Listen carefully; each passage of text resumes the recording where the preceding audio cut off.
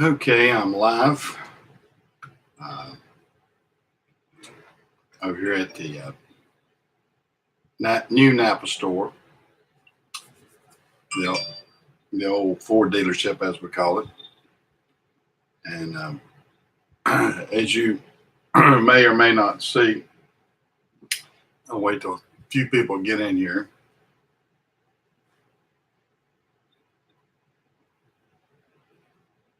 What was this saying here? Okay, yep, I wasn't busy with that, that's for sure.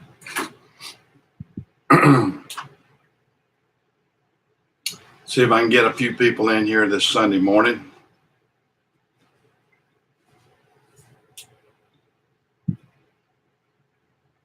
Oh, we got a couple popping in here. Yeah, as as the title goes up there, yeah, it's been a rough, sad week for me, I guess you might say, because I don't know if I've ever experienced so many deaths in my family at one time. I've had 3 deaths in my family. Not, I mean, well, I lost a nephew earlier in the week with colon cancer.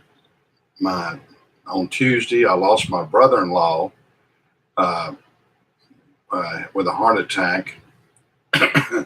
And then Friday night, I lost a cousin. So it's been a tough week, and everybody goes through these things. I mean, I'm not to sit here and rate that, and it's tough.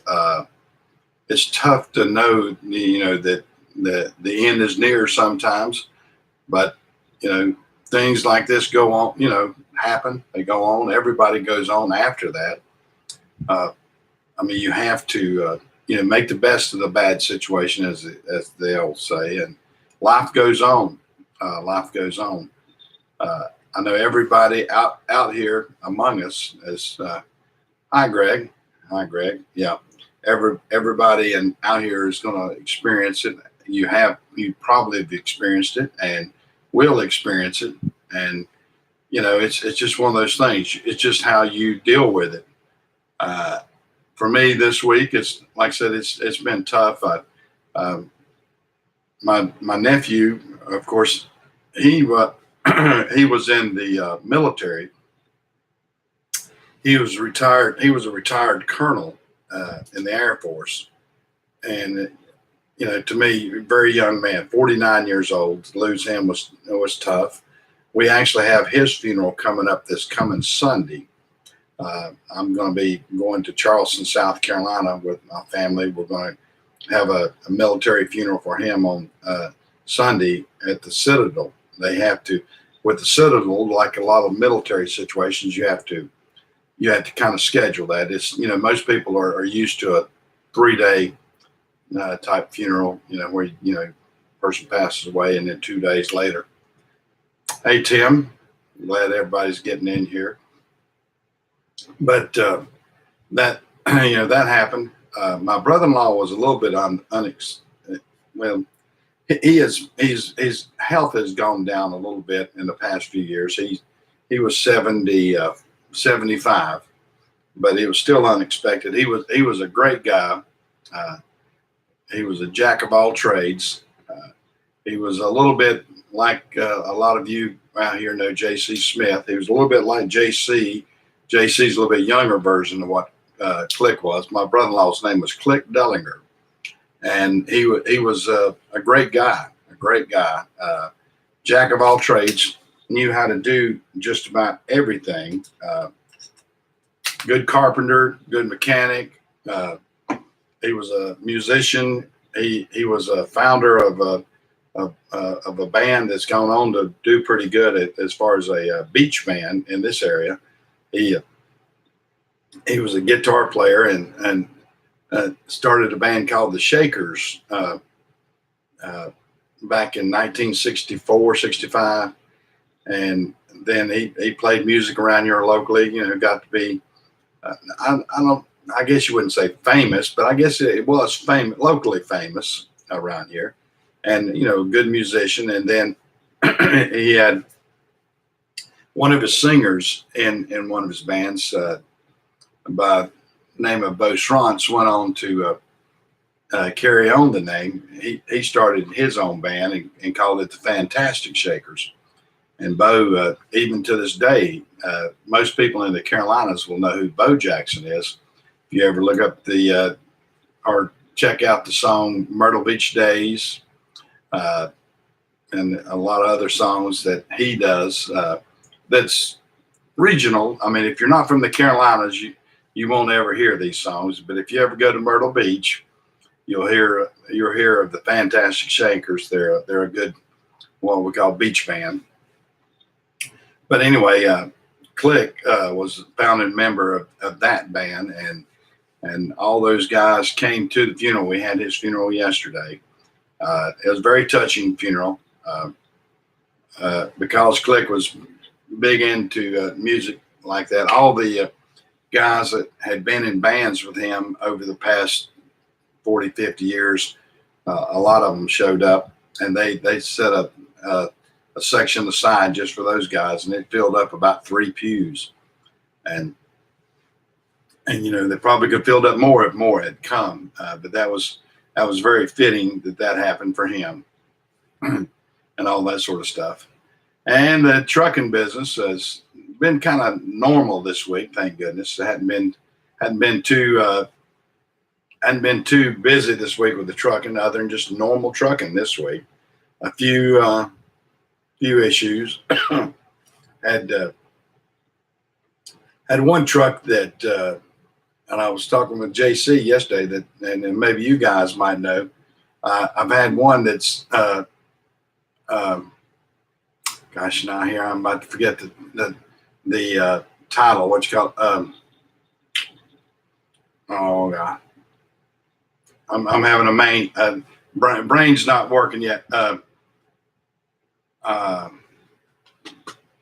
Anyway, I've got one thing, that electrolysis. I'm having an electrolysis problem. That's what it is. With a radiator. I keep losing a radiator in this same particular truck. So I've got an electrolysis problem, and I've got to figure out what's causing that electrolysis, because we've put 3 radiators in this particular truck in the past 6 months. And the radiator guy that I use says, you got an electrolysis problem. And he showed me where it was making it come apart at the bottom of the radiator. And he said, that's electrolysis. And I said, well, what do I do differently? So if any of you guys know, you let me know. We're JC and I were talking yesterday about, I got a grounding problem. I need to make sure and get everything properly grounded for that electrolysis problem. So, I've got to figure that out. And so I won't continually put, $1,500 radiators in a truck. It gets right expensive after a while, especially the same one. And, you don't want downtime either. So that's what I'm up against on that. And then we had the big Napa meeting Friday. I had a large Napa meeting on Friday that we had the corporate, it was sort of a corporate thing. We have it down at Hendrick Motorsports every time we have that, and which is nice. It's a great facility. If anybody ever wanted to see a real top-notch, pretty facility, you need to check out Hendrick Motorsports. They've got a museum down there where they got all the cars in it, and I think it's free to go in. I don't think there's a charge to go in the museum. Of course, it's got a gift shop. They want you to buy gifts, I guess. They want you to buy T-shirts and hats and things like that. And you can, excuse me, then you can, I guess I need to get a little swig of Mountain Dew here to clear my throat.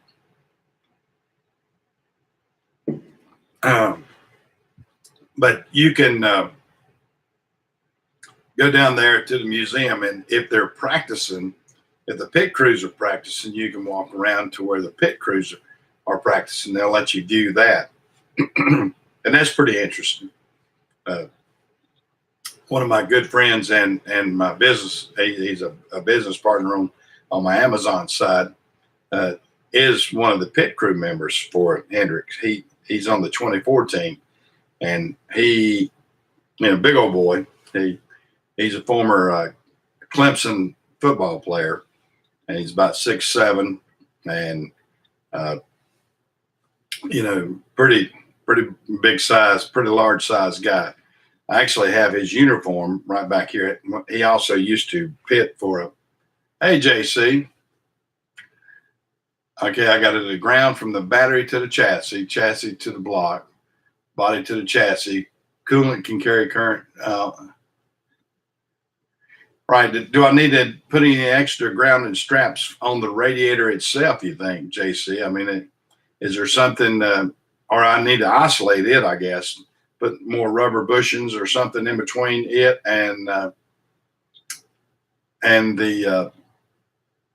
and the frame, or isolate the frame better, I guess. That may be what I'm trying to say, because it's definitely got a bad electrolysis problem. So I'm gonna have to. Yeah. So you say we're just needing to just improve the grounding to the chassis. Well, I'll put all new cables and we'll clean it up as good as we can. I can cable that, and make sure there's no current going over there. But it's definitely got an electrolysis problem, because, like I said, this is the third radiator that we've had that has gone out on this particular truck, and it's aggravating. And I don't need the downtime, that's for sure. So I'll try to see what I can do and try to isolate it and put more insulators in between it and the frame, and then also go back in on the frame and make sure that we got good grounding and everything on it too. And I'll see what that does, because I definitely have an electrolysis problem, and it can really work on your mind trying to get these little small things like that. I mean, you think everything's working fine, and you put it back together, and then boom, it goes out again, the exact same thing. So I definitely need to isolate that problem and get it solved. But that's a good thing. I mean, if it's electrical like that, that can be solved easier, hopefully, than anything else. We'll see. I don't know if it can or can't. But hopefully we can solve that, and all those things. Well, I hope everybody's doing pretty good this week. Like I said, I've been involved with a lot of personal issues, and the personal issues can really work on you a little bit. But like I said, when life goes on, we have to continue on. We still had to continue doing work out here at the shop, where we're trying to finish it up. I've got the Napa reps, the tool rep, coming in tomorrow. We're going to set up a new tool display here in the new store, and hopefully we're going to really get it, go out with a real big bang when we open up over here. I've got to do that. I got to stripe the parking lot. I got to put up all my handicap signs. I've got to put the barriers.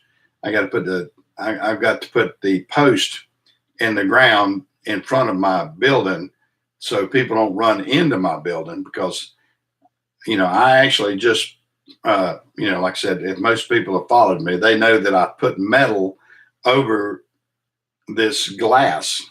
So hey, Ponca, how are you doing? Well, we're hoping that the store's coming along pretty good. We've done a lot. Like I said, this in the past week or so, we got the metal trim on the front of the store and on the inside. That was giving me a little bit of twist how to do that. Got a little bit of suspended ceiling work we're doing. We've got that to do, and some trim work around the suspended ceiling.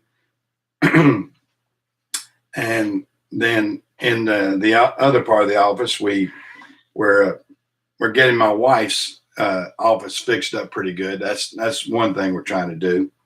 So it's a lot of little issues that you have to stay at, and that can be that can be tough. And I've got to get all the phone.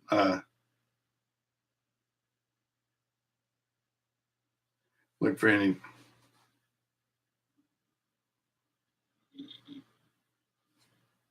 Okay, I'll do that too, JC, because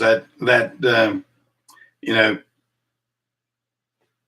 it's definitely we got a bugaboo or a gremlin out there that's giving me a problem on that.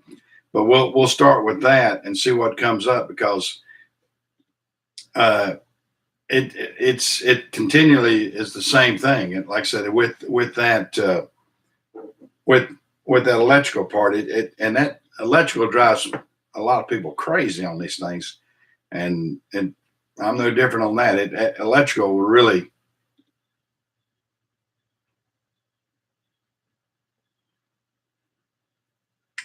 Well, I don't know.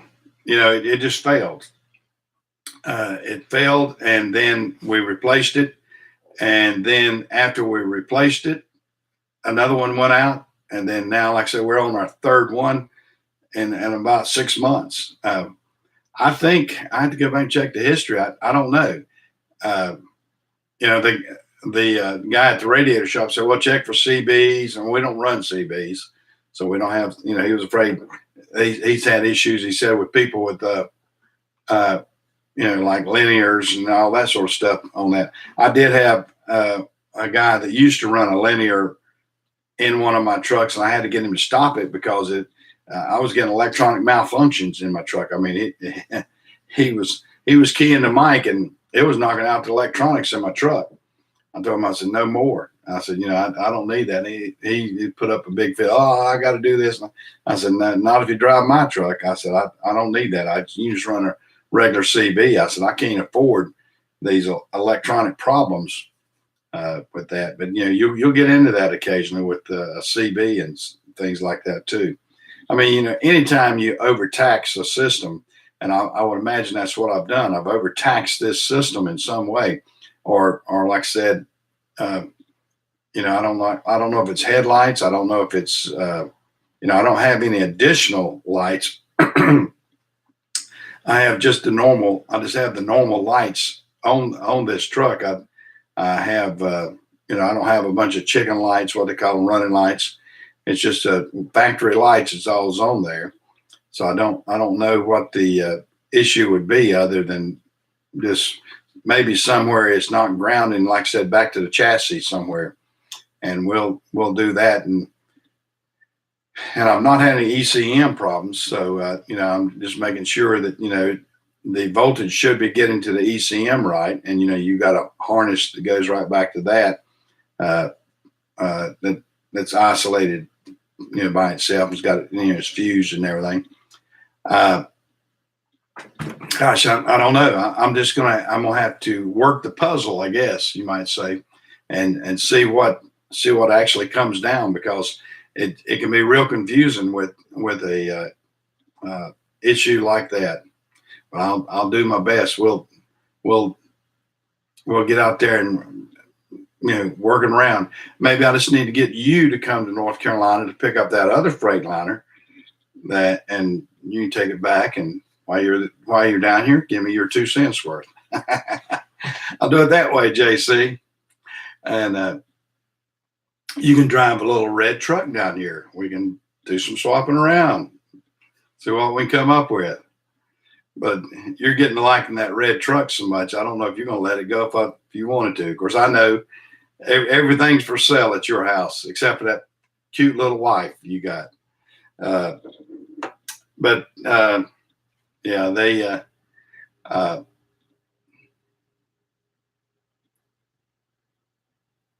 All right, JC. Well, you take care, and I appreciate you jumping in here and giving me your 2 cents on that. And maybe you can, maybe we can get together on it later. Well, you take care, JC, and I'll talk to you another day this week. May have to give you a phone call. Of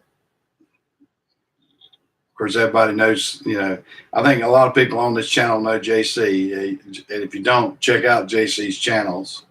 He's got a lot of interesting videos on there, and he does a lot of good work. He's pretty sharp fellow. He's a pretty sharp fellow. Uh, I call him a young boy because he's my son's age. all, all you guys in there in your 40s and early 50s and everything else, or 30s, and us old guys like me, I can give you a lot of life experiences of life, what I did in the past and everything else, and what I'm trying to do. I'm out here still knocking around, enjoying it though, and trying to be involved with more and more things. Uh, you know, a lot of people ask me, well, why don't you up and retire? Well, I could. I'm financially stable enough that I could retire. I could just quit and do piddle, but I don't like to piddle. I guess that's the reason. What's different about me is I still have a drive to want to do more and better things. And to me, I know life's short. Like I said, I've lost 3 relatives this week, and it really, really kicks my butt by that happening.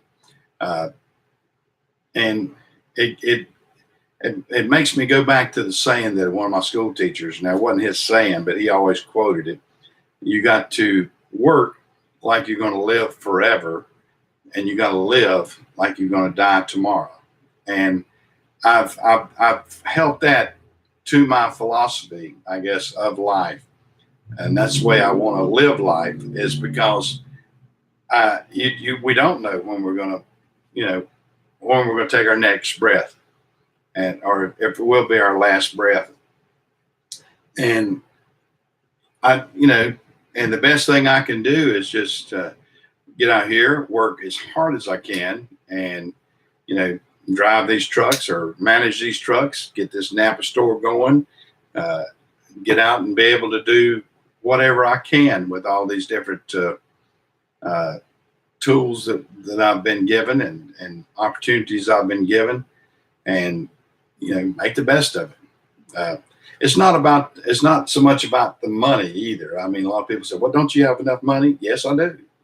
Yes, I do. I have enough that most people would live comfortably. Yeah, it does. It does, Tim. It makes you feel good, I think, to feel like you're accomplishing something. It makes you feel good to feel like you've got a worth in this world. And when you watch most retired guys, I see I kind of group them together, I guess, of the ones that look like they're the saddest thing they've ever been after they retired, because they don't have a purpose in life after they retire. And I don't want to be in that. I don't think I ever want to be. And I don't think I will ever retire. I may get to a physical status that I can't do things anymore. But as far as saying I'm going to retire in 2 years, or I'm going to retire in 3 years, or whatever, I don't have that in mind. I do not have that in mind. My philosophy is to get up every single day and put on my pants and work as hard as I can all day long, then go home, go to bed. I know it sounds probably crazy, but that's my philosophy. That's what I'm going to do. Now, I'm going to be doing different things. I'm not going to try to do the exact same thing every single day. I'm not going to get in a rut. I'm going to enjoy my stores.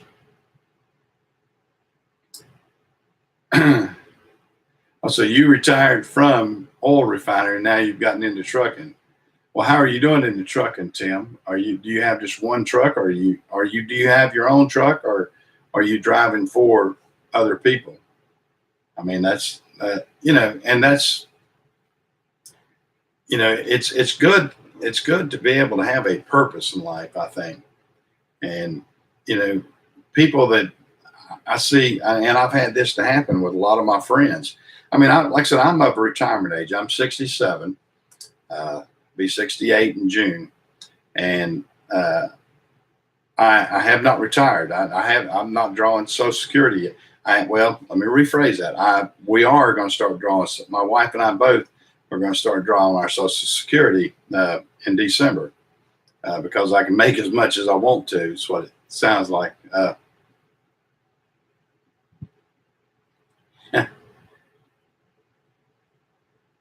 Well, and and that's sort of my philosophy on that too, Ponca. It's I want to. I feel like that you're better off with a purpose in life. If I don't care if you're going to be, you're going to slow down and all you're going to do is pick up bottles on the side of the road.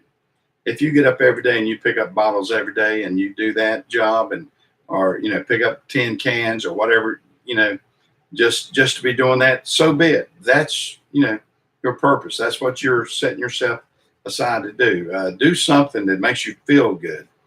Do something that you feel like uh, I want to get up in the morning. I mean, oh, I get sloping down in these chairs here. Okay, you've been driving. Okay, you went into the hot shot business for a couple of years. Well, that's me. I don't want to be over the road either. And, I'm unusual in the trucking business. I've had over the road runs and I've run over the road myself. I don't like it. I've got a regional trucking business is what I've got with my FedEx. I'm fortunate to be really in a sweet spot right now because I've got some of the prime runs out of the Charlotte area and the Savannah, Georgia area, and I don't have to. I don't have to run over the road, and the beauty of that is I don't get inundated with all the breakdowns that some of the other guys do. Now we do our maintenance at our shop. I have 5 full-time mechanics, so we maintain the shop. We get rid of our problems on that. We do a lot of maintenance. We do a lot of maintenance work. Uh, I don't try to put that off at all. I mean, we go through our trucks. We make sure that everything should be done to them as far as PM, preventative maintenance.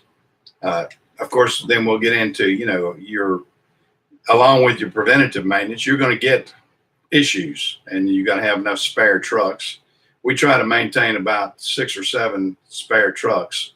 So when we have one that goes down or one we have to bring into the shop, we can bring in one, and then we can keep everything rolling basically. I mean, right now I've got one in for a transmission. I've gone through a lot of transmissions this year. I've had first of the year it seemed like it was turbo time for everything, and now it seems to be that it's transmission time for everything. But we have a big we've had a big run of transmission issues. We've had and clutches, but fortunately I've got the big lifts. I think some of you may have, if you go through some of my past videos, you can see the big Stereo Coney lifts that we have in one shop, and we can get the tractor trailers up in the air. And then I have the Stereo Coney transmission jack, so we can lift it and get it off. And that has been a huge help there. All these specialty tools like that are great. And your oldest brother owned dump trucks for 48 years. Okay, so you got your own dump truck now. Yeah, and that's great. Every night and every rainy day. Yeah. Are you doing asphalt, Tim? Are you doing asphalt or gravel, or what's your primary loads that you're doing with your dump trucks? Oh, so you're not doing asphalt. Okay. Uh, but, dirt and limestone. Okay. Yeah. Now, what part of the United States are you in, Tim? I can't remember off the top of my head. I try to remember different areas where people are, like JC's up in Ohio, and are you in Louisiana? You definitely could probably do good in asphalt business down there too, because Louisiana's got some of the roughest roads. Oh, you're around Baton Rouge. Oh yeah, been down through there. Yeah. Now, do you talk Cajun talk too? I used to work when I was in car sales years ago. I worked with a boy named Terry Wansley, and he was from around Baton Rouge, and he sounded so much like what's the guy's name? Used to be on. I think he's passed on. Justin Wilson. That used to be a guy that was a comedian and a cook and everything else, and he had that Cajun sound to him. And so I don't know if you got it. You may have it. You may have that same brogue, you might say, or that same accent. And we all have accents. I've been accused. I think I've told you a couple times on here that I had a friend from England that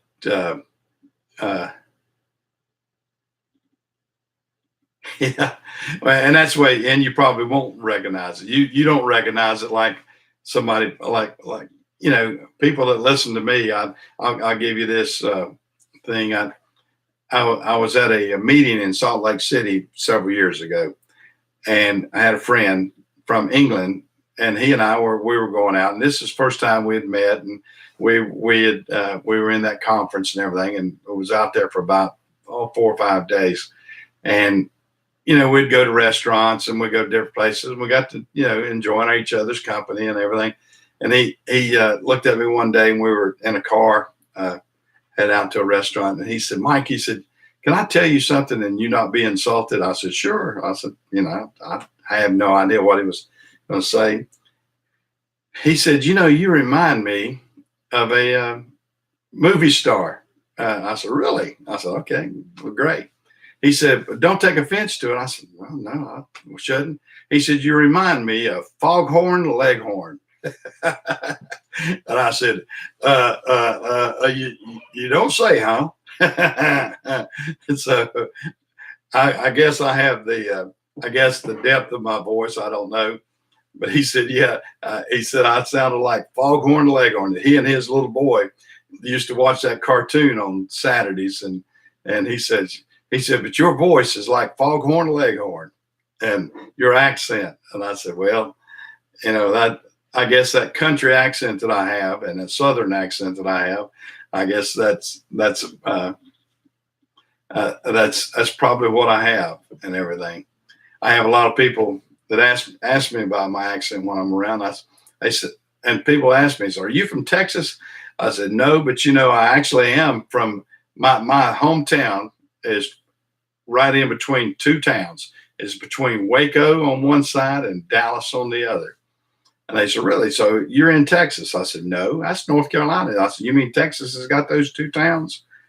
Because if you guys want to Google my little town, Cherryville, North Carolina, and it's the truth. Google Maps, check it out. On one side, and just a few miles from here, is Waco, North Carolina. It's about 2 or 3 miles left of me right now. And then on the other side, if you go down a little bit southeast of me, the next town over is Dallas. So my hometown is in between Dallas and Waco. And then actually, if you go a little bit further on over there, you got Denver. So we have Dallas, Waco, and Denver. My mechanic actually lives in Denver.